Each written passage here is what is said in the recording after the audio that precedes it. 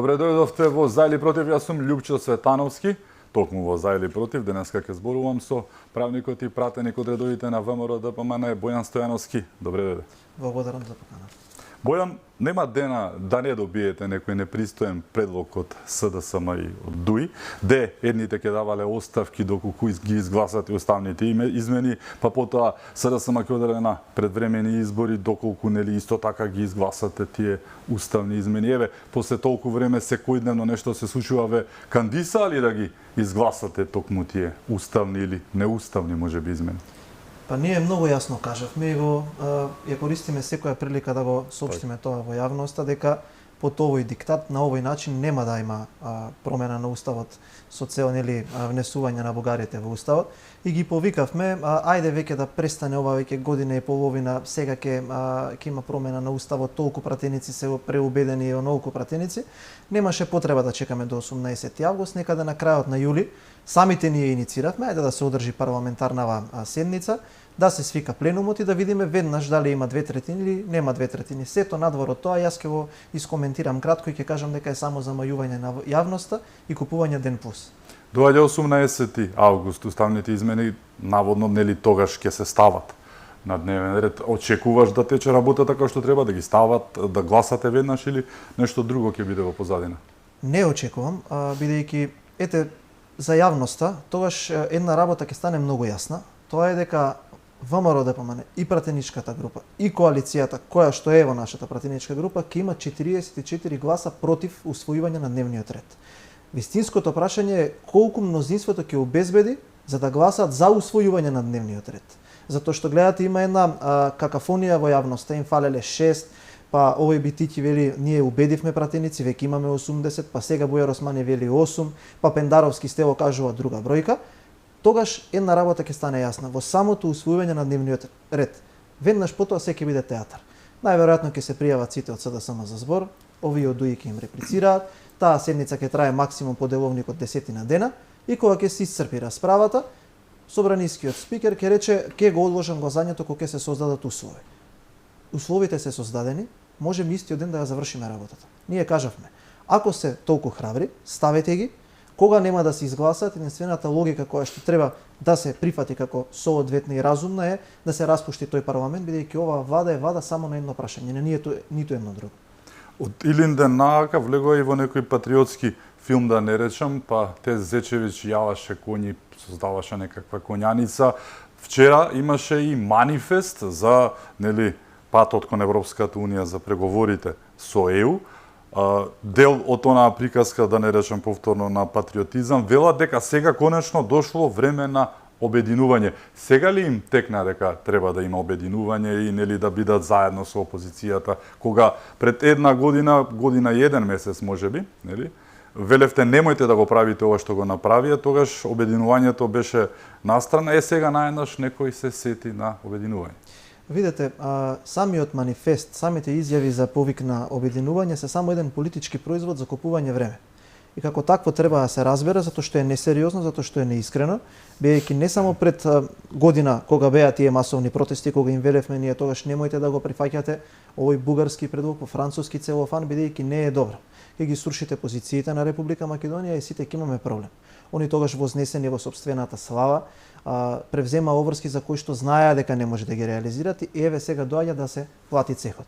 Ние потоа за волја на вистината само оваа година дадовме уште 3 предлози. Се сеќавате на почетокот на годината велевме ајде да одиме на брзи предвремени парламентарни избори, секоја партија да го каже својот предлог и потоа ќе го фатиме и рокот ноември-декември да се откочат нели односно да отпочнат преговорите со Европската унија. Не го прифатија. Потоа го дадовме предлогот за хрватскиот устав, односно граѓански устав, да биде исто како хрватскиот модел, и тоа не го прифатија. Потоа имаше лидерска средба и председателот на нашата партија им понуди механизми за да можеме да се заштитиме од бугарското шовинистичко уценување на нашиот пат кон Европската унија. И тоа го одбија. И сега соочени со нивниот неуспех, повикуваат на некои политички производи кои што, внимавајте, се пишувани во штабот на ДУИ, а ги испраќа СДСМ према медиумите и према граѓаните. Таков манифест се уште не е стигнат во ВМРО ДПМН, Кој ќе биде стигнат, ако има некои одредници кои што ги заштитуваат националните интереси на Македонија, ќе размислиме, но нашиот став е јасен, ние немаме проблем со нашите стратешки патишта, каде сакаме да бидеме, каде заслужуваме да бидеме, но сакаме тоа да биде со една испочитувана целовитост на национално достоинство, впрочем што е и нашата цел од самиот старт на сето ова кое што се случува. Значи не паѓате на онаа мамка гласете ќе добиете предвремени избори, тоа е ставот на СДСМ, а дуи оставките ги поднесува, нели, со денот кога вие ќе ги изгласате уставните измени. Не ги прифаќате овие ефтини мамки. Тие трикови може да си ги задржат на Бихачки на Мала Речица. Единствениот консензус кој што сега е возможен е само за одржување на предвремени парламентарни избори. Не постои друг консензус отколку кој што ќе може да се обединиме, особено не со за ова прашање и не со вакви луѓе какви што имаме сега моментално со владата. И само сакам тука да припомнам, најверојатно ќе имаме и посебно прашање. Колку што се гласни обвинувајќи го ВМРО ДПМН, толку се тивки за да ја осудат бугарската страна, особено при прославата на Илинден. Затоа, еве, неколку дена не можете да слушнете ништо во медиумите. Сега ќе зборуваме за Илинден малку подосна, но еве уставните измени. Една работа која што сите се прашуваат како може да се случува во моментов, според последната анкета, 85% од македонците велат громогласно не за овие уставни измени. Како оваа влада нема осет за народот и за она што се случува и што го чувствува тој и не реагира? Внимај, 85%, над 60% од сите граѓани заедно, еве, ако не се само македонците. Како овој глас не допира воопшто до оваа влада? Па тоа го потврдува епитетот кој што ние долго време го користиме за нив, а тоа е дека ова е ненародна влада. Бидејќи нив не ги интересира што мисли народот, над 79% од народот смета дека оваа влада ја движи државата во погрешна насока и секој нормален би се запрашал, добро, има и други инструменти во политиката, има оставка и те предвремени избори, но тука се работи за една ситуација во која што сврзнато ткиво се криминалот, парите, тендерите и корупцијата која што сериозно многу е метастазирана во оваа владеачка коалиција, односно помалиот коалиционен партнер, СДСМ, ние со аргументи го нарекуваме тоа така, едноставно мора да го направи тоа што му го кажуваат оваа тесна политичка клика која што е позиционирана во Мала Речица. И за жал, сите вакви податоци не им значат на нив. Токму поради тоа се случува ова што се случува, купи ден продај политика. Сега, ајде ќе пуштиме манифест, па ќе измислиме нешто друго, па потоа ќе дојде есента, па ќе се занимаваме со производство на струја, дека ќе нема струја, па ќе кажуваме дека сме обезбедили, внимавајте, како претходната година, храна и огрев за сите граѓани, како тоа да е некој епохален цивилизацијски успех во 21 век, се до оној момент додека заради временската рамка предвремените избори ќе станат ирелевантни и ќе биде веќе близок рокот и до редовните избори. Тоа е суштината на оваа влада. Овие да издржат уште колку што може повеќе таму, за да можат овие па другиве помалава, односно поголемава партија во владата, кој што тие владеат фактички дуи, да може да испокрадат уште нешто што е останато од граѓаните на оваа држава. Ковачевски се умори од убедување и замина на одмор. Дали неговото место го зазема Бујар Османи со на така патетична табла и тој 3-минутен говор во кој што требаше да ги убеди и граѓаните и вас, предпоставувам дека историјата нема да се менува. Коментар на онаа табла и МНР по тоа соопштението, како вие не сте биле во право, што направил, сето тоа беше премногу патетично. Па ајде еднаш да бидеме искрени. Прво, сметам дека е тотално ирелевантно дали Ковачевски е присутен тука или не, бидејќи на сите им е јасно дека тој не е тој кој што ги управува конците во владата. Можете да слушнете и во кулуарите помеѓу новинарите, граѓаните, политичарите, пратениците, министрите, дека секогаш кога ќе дојде некоја посериозна точка каде што треба да се одлучува како спојување на концесии, доделување земјишта на неговата сопруга, седниците ги води така наречениот прв вице-премиер, односно вистинскиот премиер во оваа држава, тоа е Груби Артан. А од однос на вашето второ прашање, јас вака би го повикал Бујар Османи, на таа табла да напише утре ќе нам доаѓа Албин Курти во Македонија. Тој е косовски премиер кој што лично има подпишано договорот, кој што не ги почитува врските, зашто му забележува цела меѓународна заедница. Ете нека почне за почеток на таа една табла да напише дека Албин Курти треба да ги почитува обврските кои што сам ги презел од меѓународната заедница и по притисокот на меѓународната заедница и еднаш да покаже дека се солидаризира најмногу со оние граѓани кои што се најсериозен и најголем етникум во оваа држава. Бидејќи во спротивно ќе биде како онаа народната 100 стапа по туѓи грб не се ништо. Еден по мој е премногу. Еве нека почне со тоа и после тоа мислам дека кога ќе одбие, затоа што како што кажав, се сведува на таа поговорка. Единственото нешто што треба да го напише на таа табла е оставка и одговорност. Така да тие патетики нека си ги задржат како што кажав за нив. Народот е свесен, народот знае што сака, народот е определен, не сака да прифати под никаков диктат уставни измени, особено не продавајќи го својот идентитет, бидејќи можеби ние сме најмала држава, можеби сме најмал народ на Балканот, но сме горди, достоинствени и сакаме да влеземе во Европската унија такви какви што сме. А тоа е македонци, кои што говорат македонски јазик, со посебна историја, од илјадници години, не од 45 година навака, и луѓе кои што доаѓаат и со сопствено право може да кажат дека доаѓаат од Република Македонија. Тоа се црвените линии на НПМР. Така, за овој крај на овој уставно неуставен блок, значи може да им порачате на граѓаните дека можат мирно да спијат и дека нема да има уставни измени. Апсолутно. Апсолутно. Ние кога настапувавме на изборите 2020 година, ниту еден од тие 44 не доби таква можност и не доби, еве ќе кажам, чест од народа да го представува таму, давајќи го ова ветување. И јас како Стојановски Бојан, пратеник во собранието, немам мандат да гласам за нешто за кое што не ме испратиле граѓаните. И јас никогаш и никаде не сум кажал, каде што сум одел низ изборната единица 2, од каде што сум избран, дека јас ќе поддржам уставни измени. Не постои авторитет, дали е во земјава, дали е од меѓународната заедница, кој што може да дојде тука и да ме преубеди во тоа. Единствен кој што може да ме преубеди и да ме насочи јас како ќе се однесувам во парламентот е народот, односно тие кои што се суверени на оваа држава и тие кои што кажуваат како оваа држава треба да се управува напред. Додека граѓаните нас не овластат, во овој момент не овластиле, никаква одлука нема да има спротивно на нивните интереси. Така.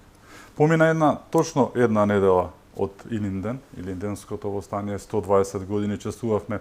Не го чествуваше државата како што треба. За жал, тоа го стори и со 120 годишнината од смртта на Гоце Делчев, 150 годишнината од неговото раѓање. Се е така минува без никаква помпа, без никаква торжественост, она што треба да го и што го чувствува македонецот, очебено оваа влада не го чувствува, но остана после една недела и оној срам, чувството на резил кој што го има секој македонец после она што се случи во Бугарија. Се случи, ке речеме да тоа го направија бугарите, но резилот уште поголем од она што не го направија нашите владеачи, да ги наречам властодржци. Ден денес, една недела потоа, нема никаков одговор на сите оние силни бугарски лаги, обвинувања, преземање на историски претензии, територијални. Немаше што немаше во говорите на првите луѓе на бугарската влада, на председателот, на сите оние кои што се изнаредија и го кажаа сето што не треба. Еве, една недела после тоа, на владата на Ковачевски нема никаков одговор кон Бугарија. Се е во ред, нели, ништо не се случи. И нема да има. Видете, таму имаше еден настан за одбележување на Илинден на 2 август, на кој што зборува председателот на државата и премиерот. И еве можете да видите и сведоци сте дека во изминатите години политичката ситуација и состојба во Бугарија не е стабилна, особено со формирање на владата. Так. Се сменија неколку премиери од неколку партии, но кој да дојде позициите кон Република Македонија се исти. Така, 4 избори во 2 години позициите не мрдна. Не мрдна. Да. Кај нас овие велат ајде да правиме консензус за да им дозволиме на овие кои што градат политички поени суиредентизам и игнорирајќи едно основно човеково право на еден народ, ние да правиме едноставно сега некои гимнастики со кои што ќе им дозволиме тие да продолжат да го прават тоа што не го прават до сега. Ние цело време им велевме, немојте вака авантуристички да влегувате во процесите, дајте да седнеме, ќе се договориме, да изградиме позиции, едноставно да не дозволиме тоа да биде секојдневието на нашиот народ. Тие одбиваа, најверојатно заради тоа што веќе ги имаат и прифатено позициите и не може некој да демантира нешто што го има прифатено. Фактички, еве за граѓаните, таму премиерот на таа држава вели суштината на Илинденското бугарско востание беше да се заврши со припојување на Македонија кон Бугарија. И никој во оваа држава тоа од официјалните еве лица, министерот за надворешни работи, председателот на државата, премиерот, не го демантираш. Дали е тоа прашање дека тие тоа го имаат прифатено? 120 години ние правиме на еден од најсветлите празници или моменти во историјата на македонскиот народ. Тие во ниту еден говор, во ниту еден телоп, во ниту еден флаер го немаше зборот македонски. Со такви луѓе ние си имаме работа. Еве јас ќе ги вратам граѓаните 20 на години наназад кога беше на 100 годишнина. Исто како и денеска. Недостоинствено, тивко, испод радар, да помине, да не се слушне, да не зоврие таа искра кај граѓаните на Македонија. Криво име зашто доаѓале таму граѓаните, зашто ги свиркале. Денеска го слушаме еден од потпредседателите на СДСМ вели нема да им дозволиме на ВМРО ДПМН да ни го киднапираат тој празник, па тој не е нивни. Не е наша вина што граѓаните тој празник го перцепираат поблиско до идеологија која што на нив им е поблиска. Тоа што граѓаните не сакаат да прифатат дека некој треба и цело време мора да витка кичма пред некој кој што е условно посилен. Затоа што ние во оваа држава, како што кажав, можеби сме мали, но имаме достоинство. Имаме ние чест. И само со таа чест и достоинство сакаме да отидеме таму каде што ни е местото. Затоа им велевме, дајте механизми, дајте да најдеме некој начин на кој што ќе може да се заштитиме. Со авантурите кои што ги правеа до сега, ќе продолжуваат. Така да не може да очекуваме храброст од луѓе кои што се кукавици, од луѓе кои што се нехрабри, од луѓе кои што под маса се договараат и подпишуваат договори далеку од очите на македонскиот народ. И затоа сметам дека единствениот начин на кој што може да му ставиме крај се избори. А на изборите граѓаните ќе треба да бидат мудри и да одлучат. Бидејќи овој пат ние немаме проблем само со тие кои што се мнозинство, овој пат ние имаме проблеми со тие кои што се платена опозиција на опозицијата. Тоа е едно многу сериозно прашање за кое што граѓаните мора да бидат многу внимателни. Така. Се работи на тоа и во овој случај таа опозиција против опозицијата не престана таа машинерија, така? Па не престанува, со тоа што сега се малку променети улогите, сега суштина на ДУИ е да ги помогнат колку што е можно повеќе тие опозиционери во опозицијата, да намалат од потенцијалот на ВМРО ДПМН, бидејќи СДСМ едноставно има повеќе ограничен субстрат и не може повеќе од ова. СДСМ може да иде само подолу. И многу сериозно го мислам тоа кога кажувам дека СДСМ сега се соочува со такво девастирање на наредните избори, што таа партија веќе ќе биде прашање дали ќе може да опстои со еден таков пораз.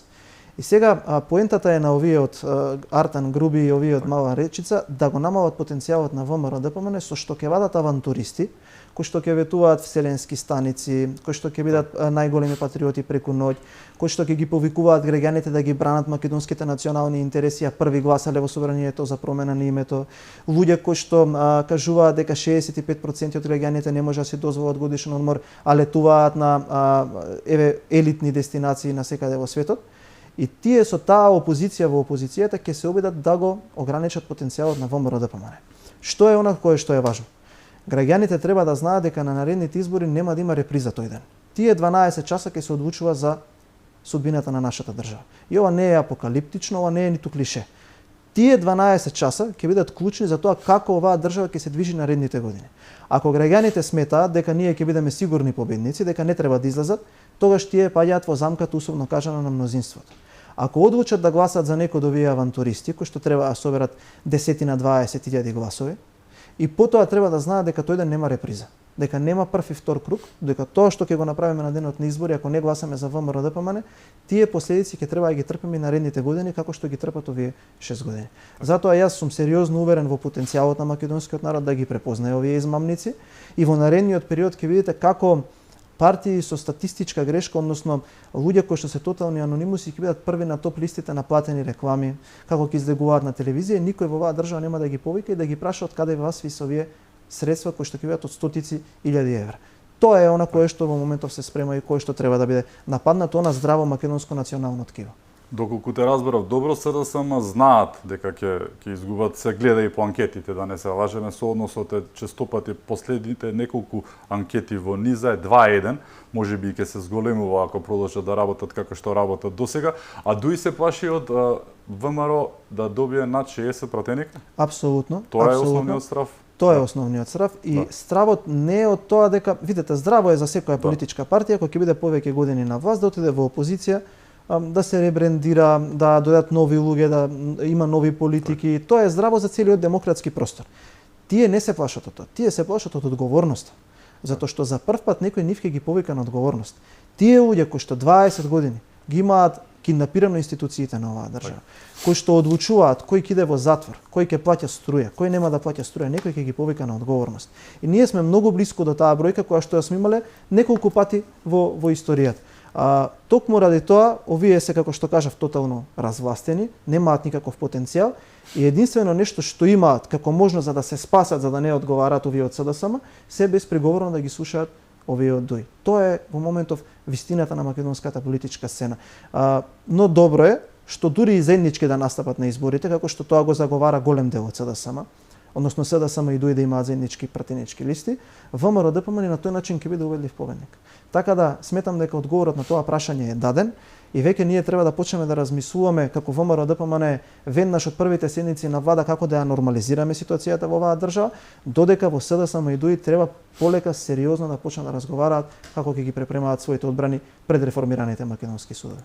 Дали сервилноста на СДСМ е она на што се должи аздисаноста на ДУИ, на она на што се должи аздисаноста и на бугарските власти? Не се случило досега во овие 3 децении независност да имаме такви изјави на бугарското раководство. Зборуваме за премиер и председател кој што излегува и кажаа се што не треба, претходно никогаш не го кажале, ДУИ го прават она што никогаш исто не го правеле, тотално кој што кажа и ти, да не се лажеме, ова е влада на Артан Груби и Ахмети, Ковачевски е марионета во целата приказка. Дали всушност целиот проблем лежи во СДСМ или пак лежи во ДУИ?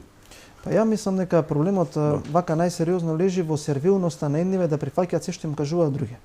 Бидејќи во превод добра комбинација се. Па добра комбинација, видете, ваков СДСМ е многу посакуван партнер за ДУИ. ДУИ во овој момент најмногу посакува сите да се однесуваат како што се однесува СДСМ. И затоа не им одговараат предвремени избори, бидејќи никогаш во историјата ниту една политичка елита не била волку послушна кон нив. А најмалку тоа ќе го добијат со ВМРО ДПМН. Најмалку тоа ќе го добијат со ВМРО ДПМН, бидејќи ова што се случува исмевање на отворена сцена со сите граѓани, еве ќе ве потсетам на неколку работи. Прво на фирмата Избор, која што се случи за да врши надзор над овие проекти со автопатите, со доминантна шифрана дейност, производство на долна облека, 22 милиони евра.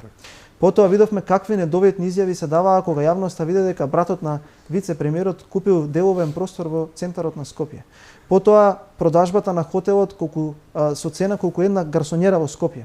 Потоа аудитот на комшијата. Па трговскиот центар од 22 милиони евра, односно 22 годишниот Дрин Ахмети со 30, не знам и колку беше овој трговскиот центар. Па доделување на земјиште на сопруги, па кој се не се инволвира во енергетскиот сектор, па синот на поранешниот премиер, па синот на Али Ахмети и сите такви коруптивни скандали кои што се случуваат укажуваат на тоа дека овие кои што се сервилни, односно помал коалиционен партнер со повеќе пратеници, се едноставно таму за да служат на овие да се збогатат колку што можат повеќе. Затоа ние укажуваме. И тоа гледам дека сега почнуваат преку нивните мегафони кои што исто така се платени од народни пари да кажуваат па овие не зборуваат ништо друго освен избори. Тоа е единствениот начин во едно демократско редување како нашево ние да ставиме крај на ова се што се случува. И верувајте дека ќе поминат многу полошо него на локалните избори, затоа што ние целодневно разговараме со граѓаните. Присутни сме како ВМРО ДПМН. Во моментов имаме една активност каде што ги посетуваме граѓаните од врата на врата. Луѓето си го кажуваат тоа. Без разлика каде да пуштите, со кого да поразговарате, луѓето се жалат од ситуацијата која што во оваа држава. Токму затоа велам дека само треба да бидеме истрајни уште неколку недели. Еве да видиме сега и овој театар која ќе помине со уставните измени, фактички оваа влада на едно прашање ќе стане безпредметна. Прашањето нема да може да се одговори, врските нема да може да се реализираат и сметам дека како што е тргната, еве гледаме одредено движење во албанската опозиција, дека бројот на пратеници се топи сериозно на мнозинството, беа 65, сега се 62. Не би ме чудело да има и некој кој што би се освестил дополнително, едноставно да го напушти овој така расклатено мнозинство. Дали најдобар опис на она што се случува во коалицијата однесувањето на министерката Славјанка, која што најави дека ќе бара дозвола од општина Желино за споменикот на Карпалак, споменик кој што секоја година се поставува и се крши, пандан на контраст на целата оваа приказка е споменикот во Слупчане од 200 и нешто илјади евра и случувањата, да не речем во Слупчане, нели? Но оваа сервилност, апсолутна, тотална понизност на секое можно поле. Па видете, прво да разграничиме, ние немаме проблем што не се сервилни кон некој како етником. Така. Сите луѓе ние ги почитуваме оваа држава. Проблем е што се сервилни кон една тесна криминална клика кои што го киднапираат етникумот и играат на таа карта за да може што е можно подолго да се задржат на функциите. Само ќе ве потсетам нешто за таа жена која што дава изјави. Прво треба да си ја работи работата затоа што ние сме единствената држава на Балканот која што не испрати помош кон Република Словенија, иако Република Словенија нас многу ни помогна. Славјанка, да, 5 или 6 дена и требаше да испрати 100 војници со 5 или 6 помпи. Втора работа ќе ја потсетам јавноста на таа жена кога ја вршеше функцијата портпарол на СДСМ, како жолчно навредуваше еден од кандидатите дека имал бугарски пасош, бугарско државјанство, за пред тие избори, за веднаш после нив да е најгласен поборник на внесување на бугарите во уставот. таа шизофренија која што владее во СДСМ, таа поделеност на размислувањата во едни исти ликови окажува само на една тотална сервилност кон овие кои што им кажуваат, или еве за втор пат по емисијата, народски да пластично да објаснам, врзи го конјот каде што ти кажува газдата. Така функционираат работите во оваа влада. Тие се несериозни ликови и сметам дека граѓаните ги имаат прочитано и соодветно на тоа ќе си видат каде им е местото. Предпоставувам дека она што се случува во владата го гледаме на терен и на други места, дали слупчане и она битка со Евана, да не речам, ти е показател на тоа како действува владата и вон сите институции, вон се што треба да биде и како треба да биде. Па тоа е уште еден пораз на оваа влада. Бидејќи оној кој што ќе не внесува во Европа до 2030 не може да ги убеди овие да ја платат струјата. Гледаме како цела една влада, министер за економија, градоначалници, пратеници, председатели на политички партии убедуваат едно мало село да почне да си ги завршува врските кон државата и никој не кажува со денови што е договорено. И замислете сега, овој министеров за економија вели дуи е одговорна партија, е медијатор помеѓу граѓаните и институциите, ВМРО ДПМН не помага. Па каде е тоа видено во Европа една партија да гарантира дека екипи на компанијата која што е одговорна за снабдување со струја бараат гаранција од политичка партија да не бидат тепани во едно село. Тоа е една иста каста на луѓе, ме разбирате? Тие така функционираат. Сега во договорот најверојатно таму има неколку работи кои што се особено спорни. Прво, другиве сите останати да платиме за нив, за да повторно продолжат да ја користат електричната енергија или да се избришат долговите и каматите. Нема нешто друго што е договорено. Бидејќи на крај Евана е приватна компанија и тие средства мора да бидат наплатени. Ке ги плати државата, ке ги платат граѓаните на другите места кои што на памет не им паѓа да си ги разнесуваат трансформаторите и наплата имаат на електричната енергија од 98%.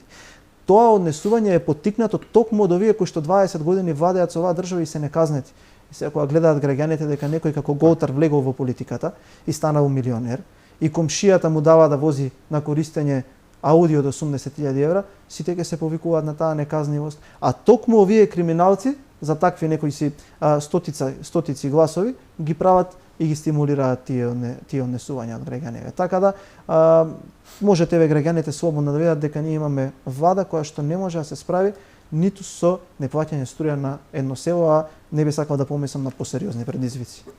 Ќе зборуваме и за други теми. Една од најболните секако е економијата во Македонија. Се буди ли Македонија преку пензионерите, што е малку парадоксално, но зошто да не, кога другите чекаат некој да реагира и надвор од Facebook. Имаме многу теми за отворање. Со нас е Бојан Стојановски, се враќаме по куси од блок реклами. Останете со нас.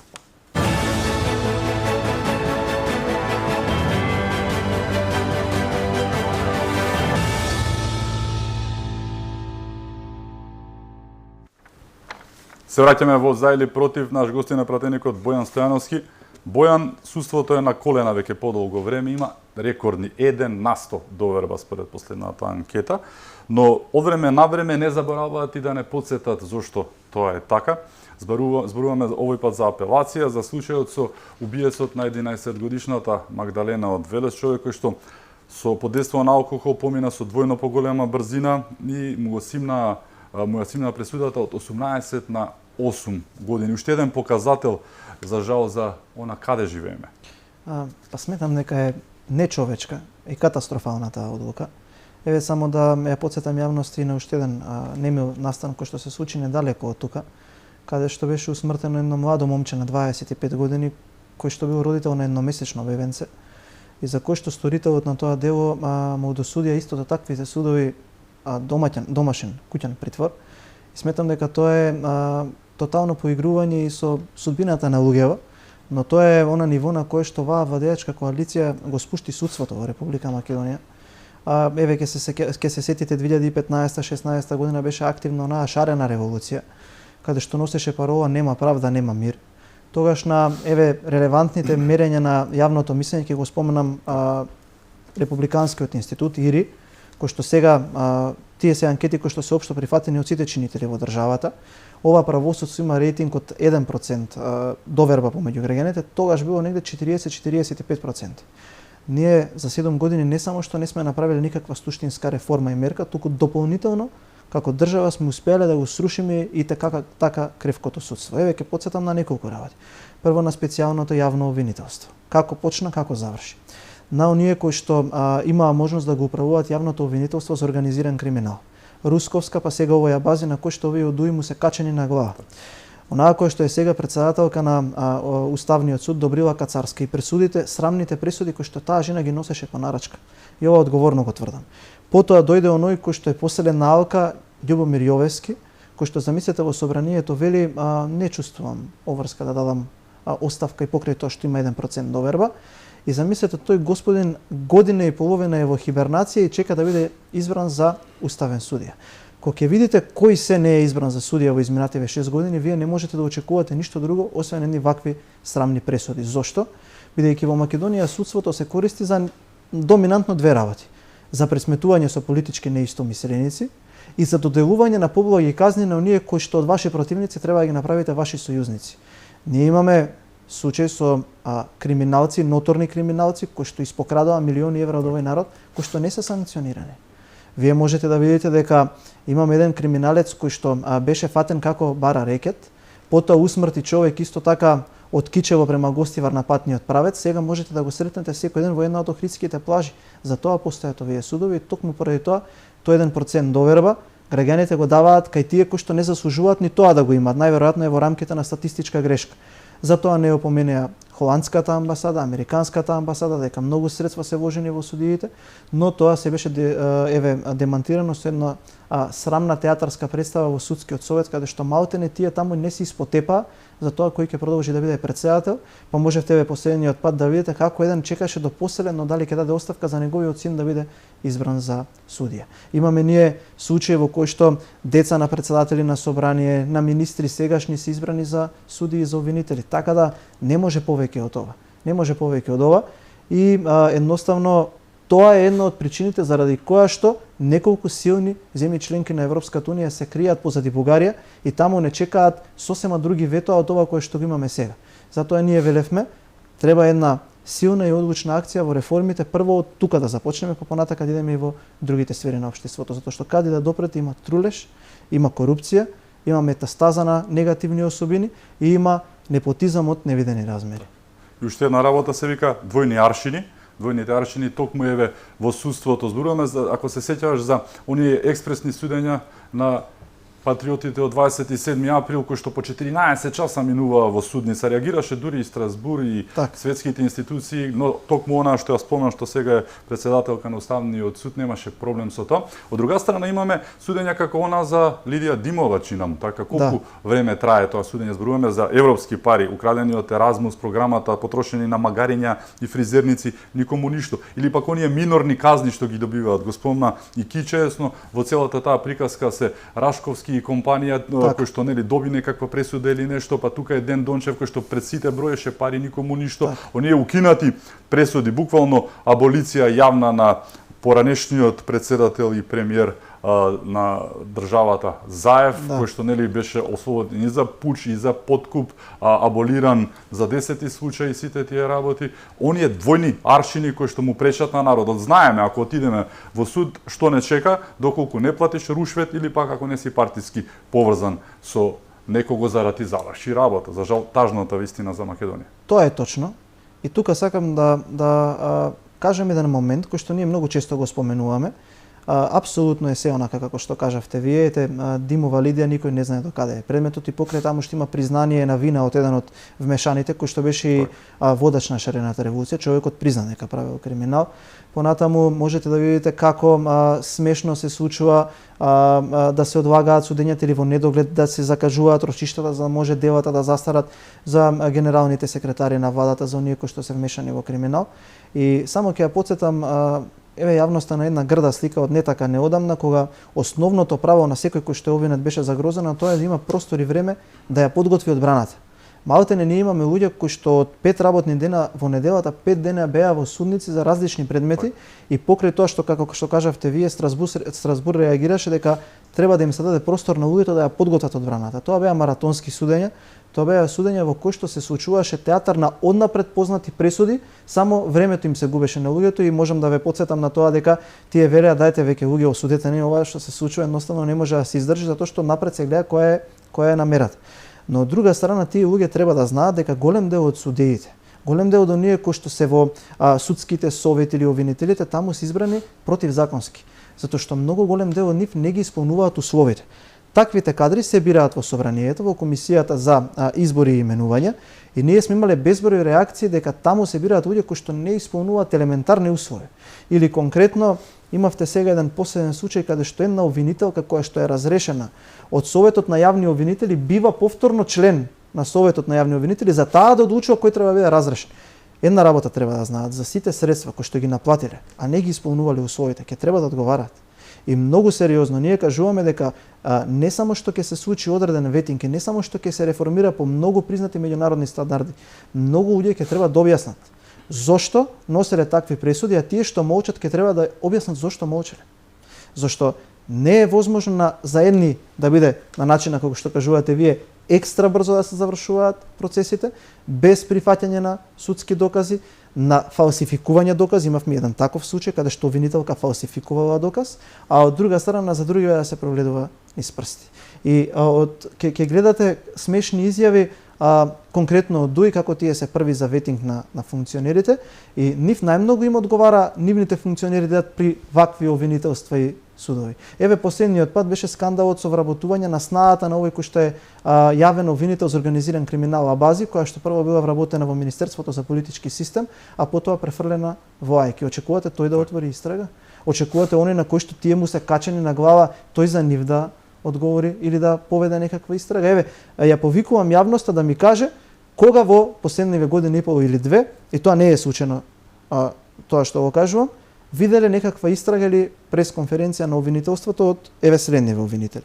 Љубомир Јовевски, како одговорен на јавното обвинителство на цела Република Македонија, Гаврил Бубевски на Скопското обвинителство и овој Ислам Абази. Им заврши потребната вредност Лјупче. Го завршија тоа што беа платени и сега чекаат. И знаете што ќе се случи на крај? Исто како Русковска, исто како Јанева, исто како Бојан, ќе излезат и исто како Весна Дамева што беше претседателка, пречев на политички структури, некој ме намести, некој не сака јас да ја откривам вистината, па кажете ја луѓе вистината да видиме. Ние сите тоа го знаеме дека на ало ви диктираат што да направите и што да каква пресуда да пишете, какво обвинение да доделите, на кого да доделите обвинение, на кого како сведок соработник и така натака. Но ете доаѓа времето, сите тие луѓе еднаш ќе го добијат целиот оној јавен срам кој што го заслужуваат. Пак ќе видат граѓаните кој нарачувал, кој ги плаќал и кој ги инсценирал да носат такви обвиненија и пресуди. Одговорност. Дали ова не се празни зборови, бидејќи искрено каде да отидеш меѓу луѓето, сите велат без одговорност, после сето ова што го направи и го прават, ништо и нема да има смисла и во превод само ќе се зголеми бројот на оние што ќе ја напуштаат државата. Дали ќе може да го направите ова што го велиш? Дали ќе може да се среди ситуацијата? Сигурно да, ќе биде тешко и се, но дали воопште ви како правник, нели, ќе може да се направи ова на терен? Па видете, ваквата голема поддршка која што имаме сега од граѓаните дава и голема обврска. Дава и голема должност, бидејќи овој народ повеќе не може да биде разочаруван. 32 години е разочаруван од некои ситуации и случувања, односно од прогледување низ прсти, и ние немаме таа, би кажал, можност дополнително да го разочаруваме. Затоа кажав, ова е последната шанса и сега народот кој ќе даде доверба на некого, тој треба да покаже дека сериозно го мисли тоа што го говори. Ние не можеме само да се менуваме едни со други, да направиме некоја реформа, да се изгради нешто и да велиме дека добро владееме. Не. Еднаш за секогаш треба некој да биде повикан на одговорност. И тука да нема мој, твој, наш или ваши. Тука сме сите еднакви. Пред законот сите сме еднакви. Тој што грешал, без разлика од каде, треба да биде повикуван на одговорност. Особено оние кои што 20 години сметаат дека се недопирливи. Не може да имаме ние стабилна влада или да градиме држава ако не можеме да го издржиме тој притисок. Они знаете како велат, ние сме факторот на стабилност, без нас нема стабилност. Ајде ќе видиме. Ајде ќе видиме кога ќе дојдат луѓе кои што не може да ги купите. Ајде да видиме кога ќе дојдат луѓе кои што не можете да ги инволвирате во вашите валкани сделки на купување на трговски центри, на избор на подизведувачи, на аудиња на хотели. Кога ќе дојдат луѓе кои што сакаат да направат нешто за оваа држава, тогаш вие не можете да ги подмитите. И тогаш ќе видат што значи она повикување на одговорност. Некако оние театарски работници во наводници, го кажам ова со голема почит кон оние кои што навистина работат во театарот, кои што се опозиција во опозицијата, кои што говорат едно, а потоа под затворени врати се договараат, гласаат детални урбанистички планови или секогаш служат тука за спотер кон оние кои што им е најмногу потребно. Не е така. Туку реално со мерит систем, со она кое што сме му кажале на граѓаните, да повикаме на одговорност. И тука повторно ќе нагласам и ќе подвлечам, нема да има поделба на наши и ваши и секој кој што се огреши, без разлика од каде доаѓа, ќе одговара. Примери се модуларната болница за која што беше виновен кабелот и докторите кои што добија условна кои што не ни можеа да бидат виновни. Ласкарци исто така се влече. За автобуската несреќа во Бугарија имавме нелиценциран автобус кој што возеше испадна кој шоферот, нормално возачот е секогаш виновен како и за се, но дали во контекст на овие двојни аршини доаѓа и случајот со Фрчковски и сумата од 4 милиони долари, за која што алармирате веќе недела дена, па сега им текна, и сега да се сетие на кој излезе Пендаровски, верували или не, да објасни дека парите ќе се добиеле, но ќе оделе вамо и таму. Не случајно мислам дека голем дел од парите ќе идат во Софија повторно, нели, тие нешто купуваат, да иако немаме амбасада која што треба таму, но целата приказка со Фрчковски повторно алармиравте за нешто, молчеа, велеа дека ништо не се случува, за да сега еве почнуваат да реагираат 4 милиони долари. Па не би имал ја повеќе што да искоментирам за тој човек, зашто на граѓаните им е многу јасен какво е неговото поведение или па неговиот карактер. Јас само вака би сакал да подвлечам како еден детал. Прво се сеќавате дека тој беше предлог да биде амбасадор во таа држава каде што моментално престојува, па беше одбиен. Исто како што беше Ариф и Теута одбиена и уште неколкумина кои што потоа се обидоа. Бејќи таа е држава која што има силен демократски капацитет и силни институции, се работи за Соединетите Американски држави, едноставно не може да ги прифатат компањоните, криминалци на овие влади, не прифаќаат секакви луѓе таму да ги представуваат. Тоа однесување е сосема нормално за него и сосема нормално за оваа владеачка структура. А во однос на првиот дел од вашето прашање за сите тие несреќи кои што ги кажавте, навистина многу луѓе невини загинаа за неспособноста на одредени поединци од институциите. И ако можете да видите, сврзнато ткиво е криминалот. Едниве без при тоа да поминат на технички преглед, другиве без никаква соодветна лиценца поминувале неколку десетици пати граница, и другиве набавката сама беше спорна и беше нотирана во државниот извештај односно од извештајот на Државниот завод за ревизија. Сврзнато ткиво, односно немалиот заеднички содржател на овие три работи е криминалот, е корупцијата. И ако видите, сите тие луѓе се некако поврзани со власта, дали со СДСМ или со Демократската унија за интеграција. Тогаш во истиот момент кога беше таа траорна несреќа во Тетово, Зоран Заев и Али Ахмети веднаш се упатија кон Тетовската болница, ветија дека ќе има истрага.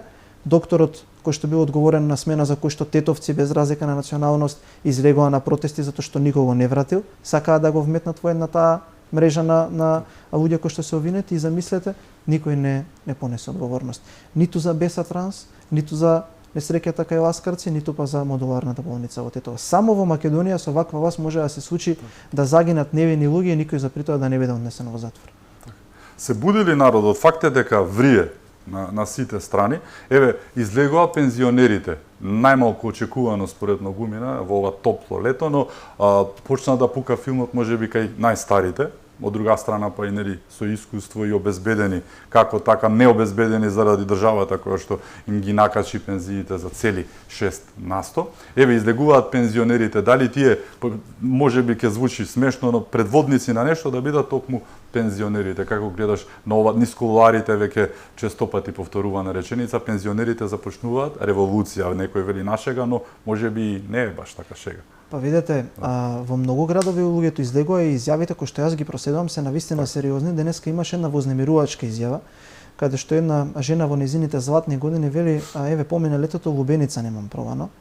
И покрај тоа што еве летото се месеци каде што релативно и лесно се поменуваат, бидејќи нема сериозни затоци за многу сериозни нешта за кои што па сега дополнително престојат. Нас не чека есен, во кој што ќе треба да има огрев. за кој што струјата од 1.7 е поскапена за 8% дополнително по основ на ДДВ, и онаа неуставна со блок тарифите каде што кумулативно на крај кога ќе трошите ќе видите колку навистина е поскапувањето.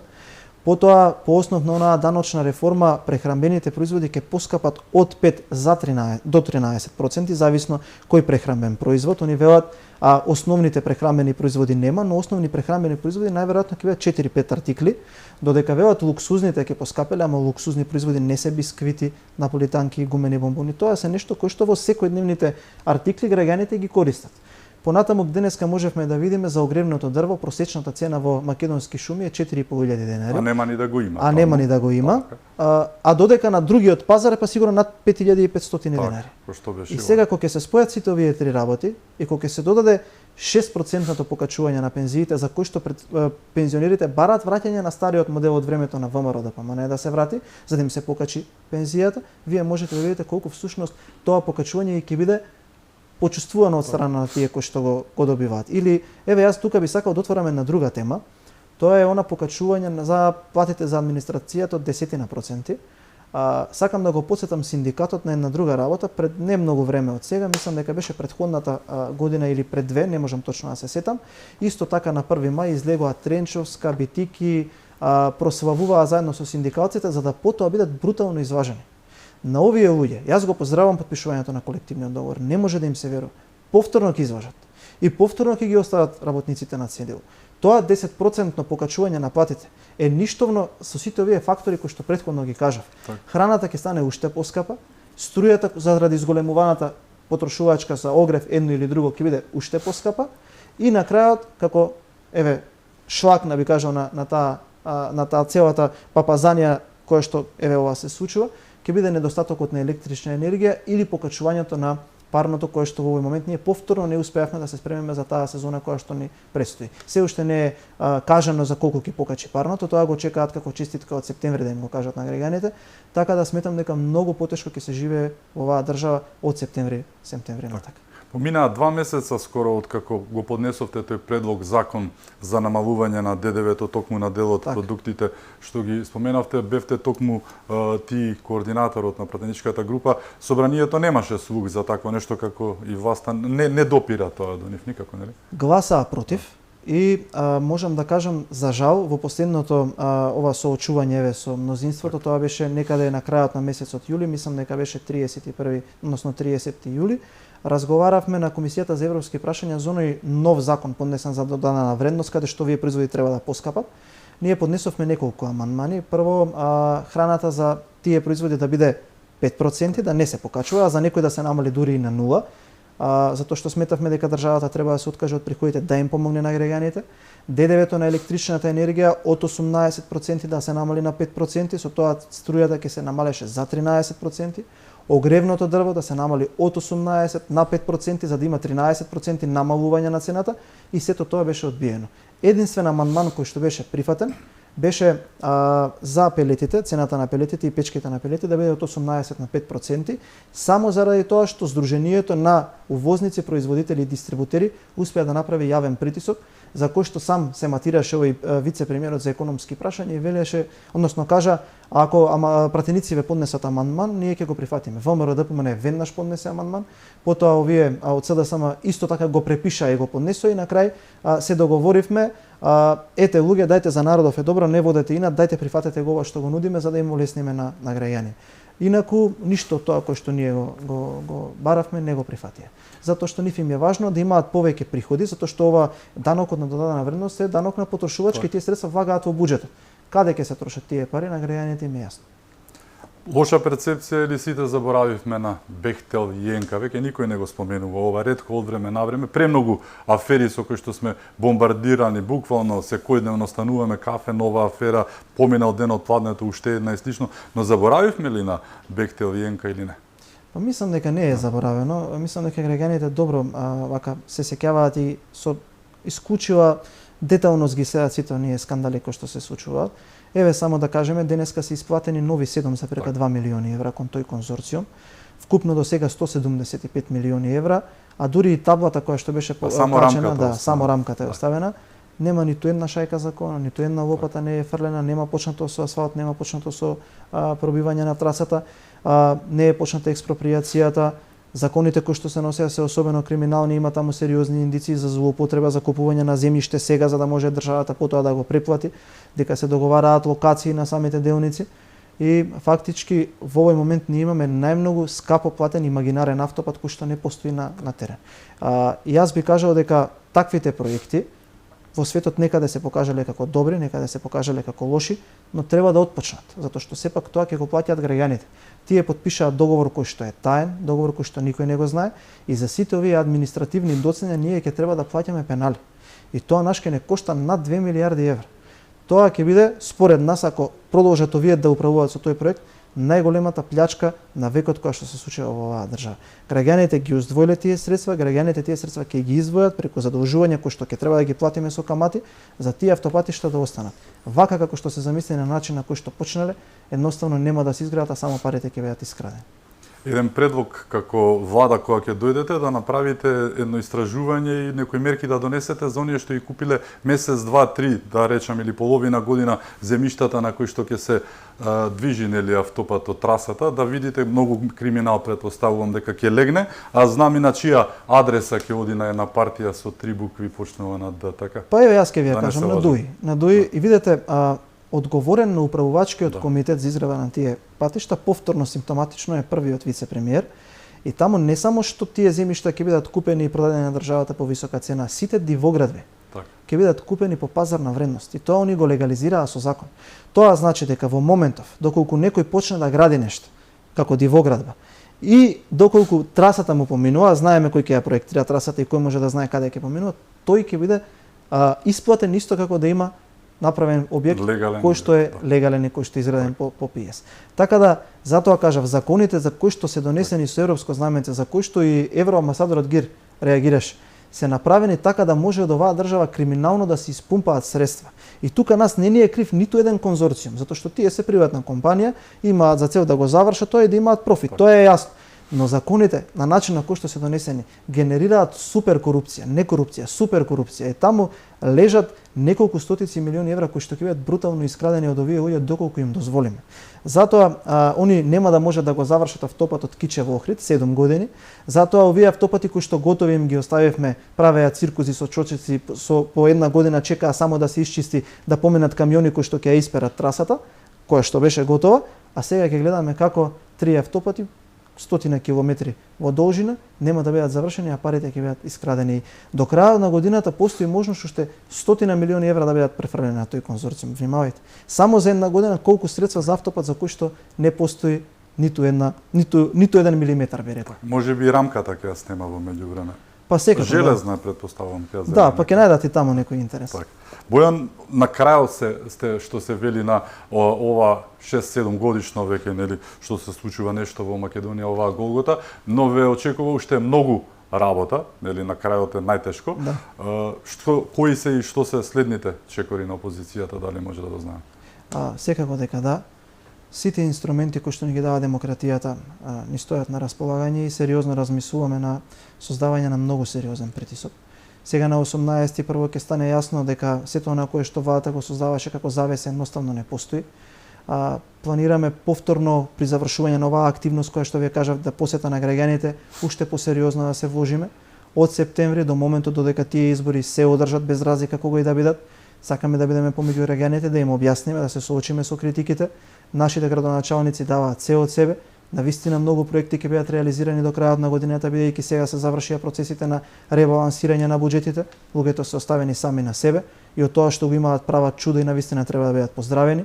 Ќе отидеме кај сите, ќе разговараме со сите, ги поминавме сега еднаш коморите стопански, повторно ќе отидеме, ќе ја направиме најдеталната програма која што некогаш ќе биде извадена како понуда кон граѓаните, која што ќе доминира економијата и подобрување на стандардот.